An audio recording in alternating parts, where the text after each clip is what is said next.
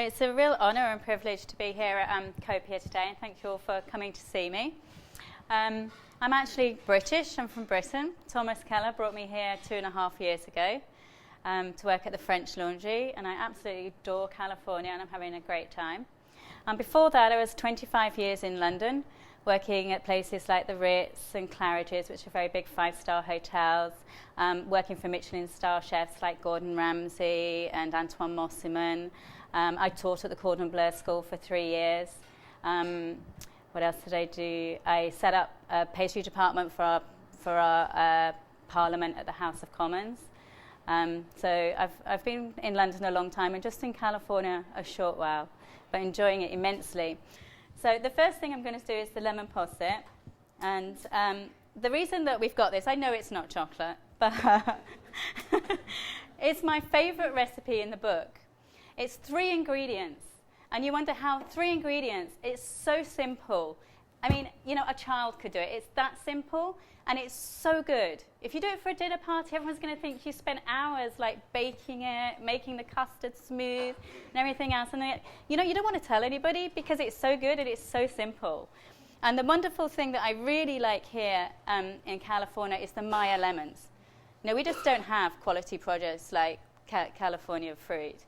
And the Maya lemons are just perfect for this particular dish. So I'm just going to take the cream, and I'm going to warm the cream on the stove. This is your heavy cream.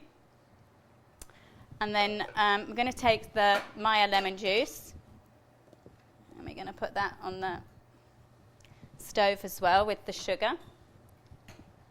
There we go. And we're just going to let both of those come to the boil. We'll just stir that together. Now, I have here some reduced lemon juice. Posset is a very, very English thing. The word comes from a drink.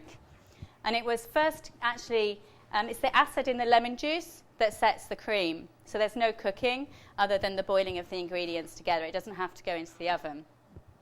And it was originally a cowgirl, you know, a dairy girl, who was taking the milk directly from the cow, and then she sweetened it with some sugar, and then she soured it with ale. And it was actually a drink. But what she did was she then left it overnight in the fridge, and of course it set. The cream came to the top, and it set. So you then had like a very sweet liquid underneath with a slightly set curd on the top, and they would drink the liquid through the slightly set top. And that's how it originated. And then obviously, you know, as time went on, it got into the Victorian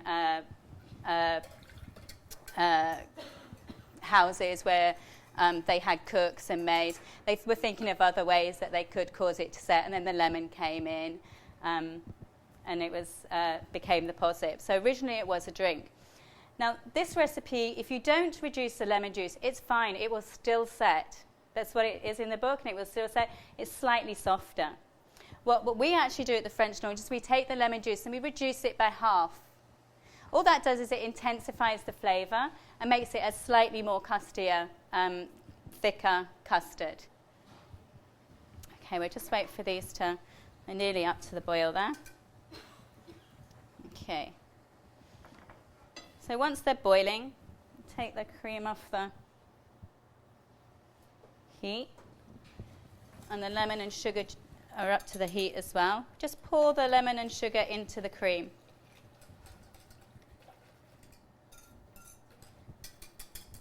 And then we're going to strain that into a jug. You need a nice fine chinois.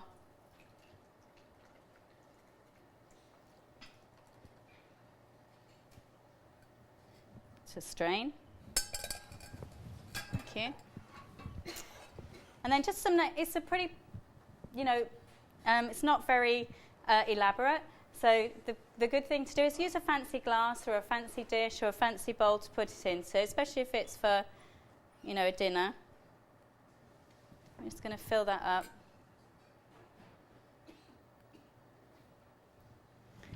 And they're going to go into the fridge. And it'll take about 2 hours to set those in the fridge.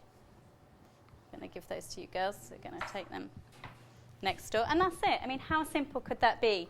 Now, I encourage you to just try that. And honestly, I don't think you're going to believe that something so good is so simple.